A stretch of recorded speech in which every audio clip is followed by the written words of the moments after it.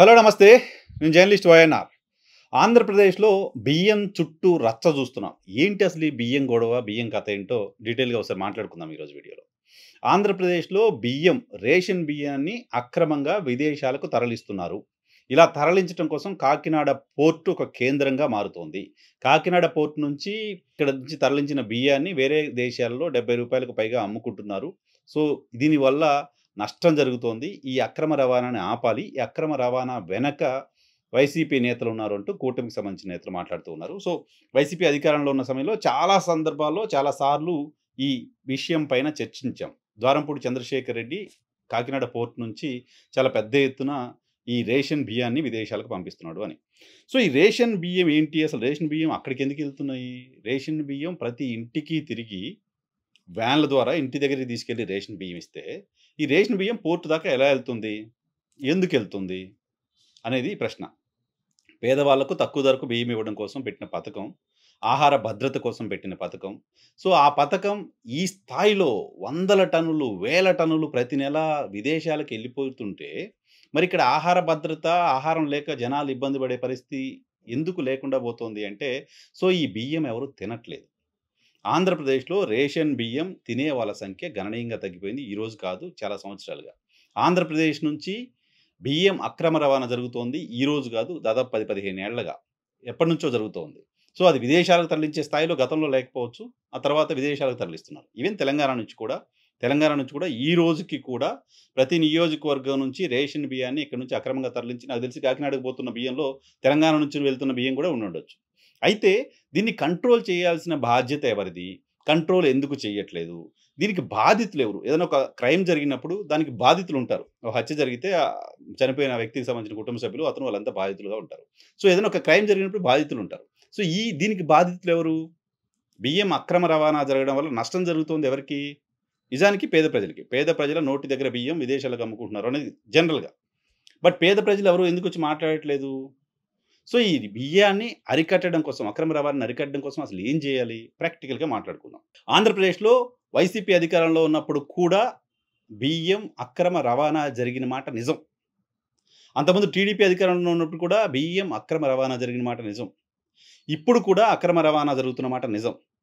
నేను చాలా కాన్ఫిడెంట్‌గా చెప్పగలను. ఈ ప్రభుత్వం కూడా బియ్యం అక్రమ రవాణాని ఆపలేదు అని. కాకినాడ పోర్ట్ చుట్టే చూపిస్తున్నారు. ఆంధ్రప్రదేశ్‌లోని ఈ మిగతా పోర్టుల నుంచి కూడా బియ్యం ఎళ్తోంది. కృష్ణపట్నం పోర్ట్ నుంచి కూడా బియ్యం ఎళ్తోంది.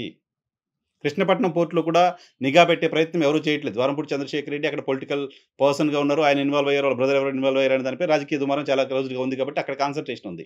బట్ మిగతా పోర్టుల నుంచి కూడా బియ్యం అక్రమ రవాణా వెళ్తోంది. ప్రతిరోజు ఆన్ యావరేజ్ ఆంధ్రప్రదేశ్ రాష్ట్రం నుంచి 1500కు పైగా లారీల బియ్యం బయటికెళ్తుంది. 1500 లారీలు ప్రతిరోజు విదేశాలకు తరలి వెళ్తోంది.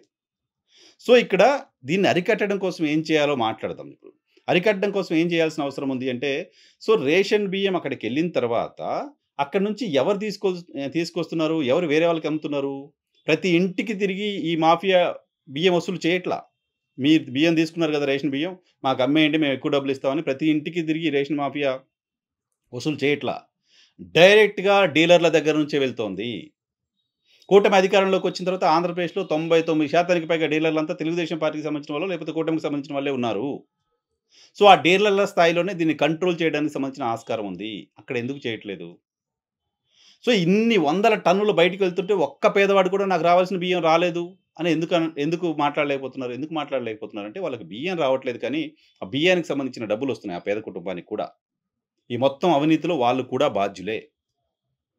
వాళ్ళు బియ్యం తీసుకొని వాళ్ళు తినట్లేదు కాబట్టి వాటిని ఎంతో కొంత డబ్బులిస్తారంటే ఆ రేషన్ డీలర్ దగ్గరే ఉంచేస్తున్నారు. ఆ రేషన్ డీలర్లు ఇటువంటి మాఫియాతో కుమ్మక్కై వీళ్ళకి అమ్మేసుకుంటున్నారు.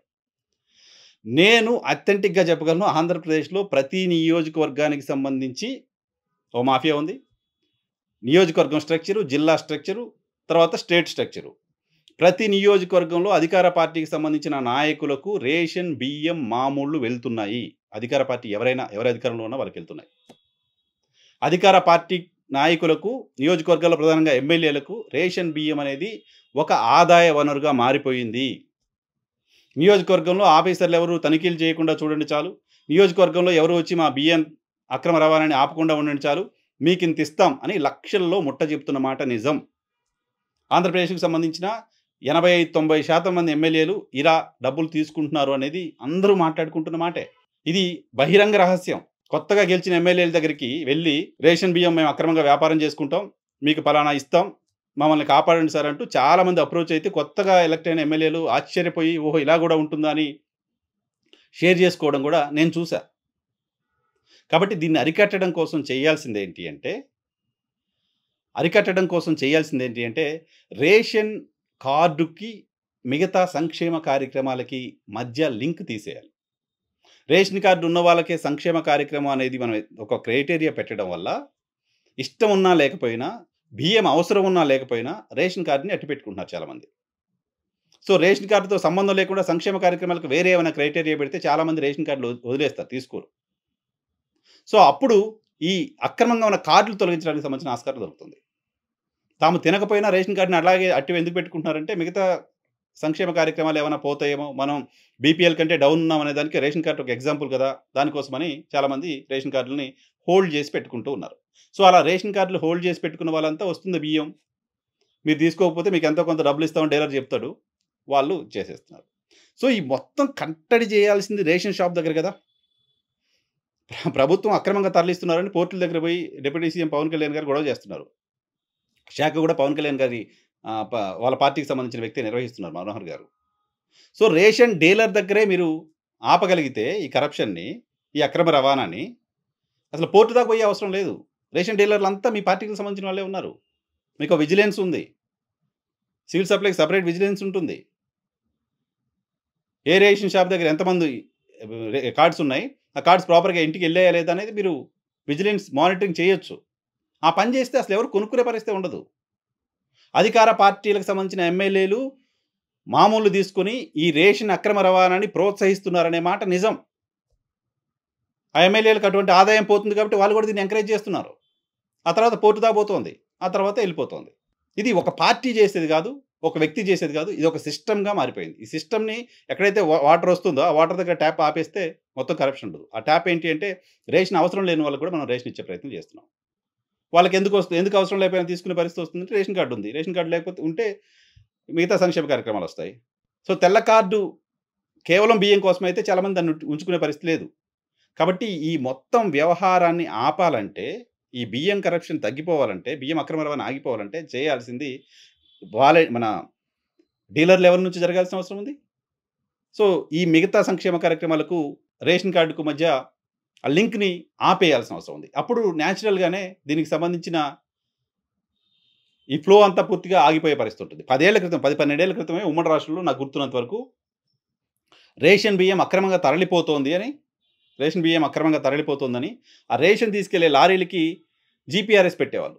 జీపీఆర్ఎస్ పెడితే లారీ సివిల్ సప్లైస్ గోడౌన్ నుంచి ఎక్కడికెళ్తుంది ఏంటనేది మానిటర్ చేయడానికి మాకుంటుంది అని ప్రభుత్వం అప్పట్లో అటువంటి ఒక నిర్ణయం తీసుకుంది. సో, ఆంధ్రప్రదేశ్ రాష్ట్రంలో ప్రతిరోజు 1500 లారీలు అక్రమంగా బియ్యాన్ని రవాణా చేస్తుంటే ఏ ఒక్క చెక్ పోస్ట్‌లో కూడా ఎవరు పట్టుకోవట్లేదా? ఏ ఒక్క చెక్ పోస్ట్‌లో కూడా ఎవరు తనిఖీలు చేయట్లేదా? చాలా చెక్ పోస్ట్‌లు ఉన్నాయి కదా! ఏ ఒక్క చెక్ పోస్ట్‌లో కూడా అసలు ఇదేంటి బియ్యం? ఎక్కడి నుంచి వస్తుంది? అంత పెద్ద ఎత్తున బియ్యం సరఫరా అవుతుంటే ఇది ఎక్కడి నుంచి ఎక్కడికెళ్తుంది? ఎలా ఎళ్తుందనేది ఎవరు మానిటర్ చేయలేదా? ప్రభుత్వం బాధ్యత కాదా అది? ఎక్కడైనా, ఎప్పుడైనా మనకేం కనిపిస్తుందంటే కొంతమంది జర్నలిస్టులు అక్రమ బియ్యం రవాణాకు సంబంధించి వార్తలు రాయడం మాత్రమే కనిపిస్తుంది తప్ప, ప్రభుత్వం వైపు నుంచి మేము అక్రమ బియ్యాన్ని తరలిస్తున్న లారీలను పట్టుకున్నాం అని ఒక్క ప్రభుత్వ అధికారి ఎక్కడ చెప్పడం నేనైతే చూడలా. ఎందుకు? వాళ్ళందరూ భాగస్వాములు కాదా ఈ అక్రమ రవాణాలో? డీలర్ భాగస్వామి. చాలా చోట్ల లబ్ధిదారుడు భాగస్వామి. చాలా చోట్ల ఎమ్మెల్యేలు భాగస్వాములు. చాలా చోట్ల అధికారులు భాగస్వాములు. చాలా చోట్ల పోలీసులు భాగస్వాములు. చాలా చోట్ల కొంతమంది జర్నలిస్టులు భాగస్వాములు. ఇంతమంది భాగస్వామ్యంతో ఆర్గనైజ్డ్‌గా నడుస్తున్న ఈ అక్రమ బియ్యం రవాణాని ఆపాలంటే ప్రభుత్వాల వైపు నుంచి పాలిసీగా ఒక డెసిషన్ జరగాలి. ఆ పాలిసీ డెసిషన్ కింది స్థాయిలో డీలర్ స్థాయిలోనే కంట్రోల్ చేసేలా ఉండాలి. అలా కాకుండా మొత్తం ఇదంతా డీలర్ దగ్గర నుంచి, లబ్ధిదారు దగ్గర నుంచి, నియోజకవర్గంలో ఆర్గనైజ్ చేసేవాడి దగ్గర నుంచి, జిల్లా స్థాయిలో ఆర్గనైజ్ చేసేవాడి దగ్గర నుంచి, లారీల దగ్గర నుంచి, అందరి దగ్గర నుంచి బియ్యం వస్తుంది. పోర్ట్ దాకా పోతుంది. బోట్‌లోకి ఎక్కుతుంది. అప్పుడు ఆపుతామంటే ఎట్లా? ఆపాల్సింది ఇక్కడ గదా! ఇది మీ చేతిలో ఉన్న పని గదా! సో, బోట్ దాకా పోయిన తర్వాత బోట్‌లో అక్రమ రవాణాను ఆపడం కోసం ఇదేంటి అక్రమ రవాణాకు అడ్డాగా మారిపోయాయి ఇవి షిప్‌లు అని చెప్పి మాట్లాడుతున్నారు. సో, అక్కడిదాకా పంచింది మన రాష్ట్రమే. మనం పరిపాలిస్తున్న రాష్ట్రమే. మన రాష్ట్రంలోని అధికారులే. మన రాష్ట్రంలో మన పార్టీలకు సంబంధించిన రేషన్ డీలర్‌లే. మన పార్టీలకు సంబంధించిన నాయకులే. సో, ఇక్కడ ఆపడానికి సంబంధించిన ప్రయత్నం ఏది? ఏం జరుగుతోంది? గత ప్రభుత్వం అక్రమంగా బియ్యం రవాణా చేసింది అనుకున్నప్పుడు, ఈ ప్రభుత్వం వచ్చిన తర్వాత బియ్యం అక్రమ రవాణా జరగకుండా ఉండడం కోసం చేపట్టిన ఒక్క చర్య ఏంటి ఇప్పటి వరకు? మంత్రి అయిన కొత్తలో నాదెండ్ల మనోహర్ గారు హడావుడి చేశారు అక్కడ ఇక్కడ. తర్వాత ఎందుకు ఆయన సైలెంట్ అయిపోయారు? ఆయన ఎందుకు సైలెంట్ అయ్యారు? ఎవరు సైలెన్స్ చేశారు? ఆయన సైలెంట్ అయిపోయిన తర్వాత మళ్ళీ ఇప్పుడు పవన్ కళ్యాణ్ గారు వైలెంట్‌గా మారాల్సిన అవసరం ఎందుకొచ్చింది? ఈయనెందుకు వైలెంట్‌గా మారారు? ఇవి రాజకీయ కారణాలతో జరిగి ఉండకూడదు ఖచ్చితంగా. పవన్ కళ్యాణ్ గారు నిజాయితీగా ఈ అక్రమ రవాణాని ఆపాలని అక్కడికి వెళ్ళుంటారని నేను అనుకుంటున్నా. అలా వెళ్ళుండాలనే నేను కోరుకుంటున్నా. బట్ రాజకీయపరమైన కోణంలో ఇవి జరిగి ఉండకూడదు. దీన్ని పూర్తిగా ఆపాలంటే ఖచ్చితంగా క్షేత్రస్థాయిలో ఎక్కడైతే ఈ డీవియేషన్‌కి స్టార్టింగ్ పాయింట్ ఉందో అక్కడనే దీన్ని ఆపడం పైన ప్రభుత్వం దృష్టి పెట్టాలి. అలా గాకుండా ఎవరో ఏదో ప్రభుత్వం పవన్ కళ్యాణ్ అడిగారని ఏదో చేసేసినట్టుగా చేసి వదిలేయడం కాకుండా దీన్ని పూర్తిగా ఆపే ప్రయత్నం ప్రభుత్వం వైపు నుంచి చిత్తశుద్ధిగా జరగాల్సిన అవసరం కనపడుతోంది. సో, దీనిలో బాధితులు ఎవరు లేరు కాబట్టి, అవినీతిలో అందరూ భాగస్వాములుగా ఉన్నారు కాబట్టి సాఫీగా నడిచిపోతూ ఉంది. ఎవరన్నా ప్రశ్నిస్తే, ఎవరన్నా మాట్లాడితే వాళ్ళని ఏదో రకంగా నోరు మూయించేస్తున్నారు. ఏదో రకంగా నోరు మూయించేస్తున్నారు. మళ్ళీ ఇంకా నడుస్తూనే ఉంది అలా. సో, కాబట్టి దానిపైన ఈ ఇనీషియల్ పాయింట్ పైన దృష్టి పెట్టడం ద్వారా మాత్రమే బియ్యం అక్రమ రవాణాని మనం అరికట్టడం సాధ్యమవుతుంది తప్ప అదర్‌వైజ్ సాధ్యమయ్యేది కాదు. ఇక్కడ ఇంకొక పాయింట్ కూడా యాడ్ చేసి క్లోజ్ చేయడానికి ముందు. చాలామంది రైస్ మిల్ ఓనర్స్ కూడా ఈ అక్రమ రవాణాలో భాగస్వాములు. తీసుకున్న ఈ రేషన్ బియ్యాన్ని వాళ్ళు యాజ్ ఇట్ ఈస్‌గా పంపించరు. ఎవరైతే ఈ స్మగ్లింగ్ చేస్తున్న వాళ్ళు యాజ్ ఇట్ ఈస్‌గా పంపించరు. దాన్ని మళ్ళీ రైస్ డిపోకి పంపిస్తారు. రైస్ మిల్‌కి పంపిస్తారు. దాన్ని మళ్ళీ పాలిష్ చేయిస్తారు. దాన్ని మళ్ళీ సెపరేట్‌గా ప్యాక్ చేయిస్తారు. ఆ తర్వాత పంపిస్తారు. ప్రాసెస్డ్ రైస్ ఎక్స్‌పోర్ట్ అనమాట. సో, చాలా పెద్ద బిజినెస్ లాగా, చాలా పెద్ద ఇండస్ట్రీ లాగా కనపడుతది. పౌర సరఫరాల గోడౌన్ నుంచి డీలర్ దాకా పోయేది మానిటర్ చేస్తున్న ప్రభుత్వం, సో, ఆ డీలర్ దగ్గర నుంచి మళ్ళీ పోర్ట్ నుంచి విదేశాలకెళ్తుంది ఎందుకు మానిటర్ చేయలేకపోతుందనేది simple common sense question. So, కూటమికి చిత్తశుద్ధి ఉంటే దాన్ని క్షేత్రస్థాయిలో ఆపడానికి సంబంధించి అనేక మార్గాలున్నాయి. దానిపైన దృష్టి పెట్టాల్సిన అవసరం ఖచ్చితంగా కనపడుతోంది.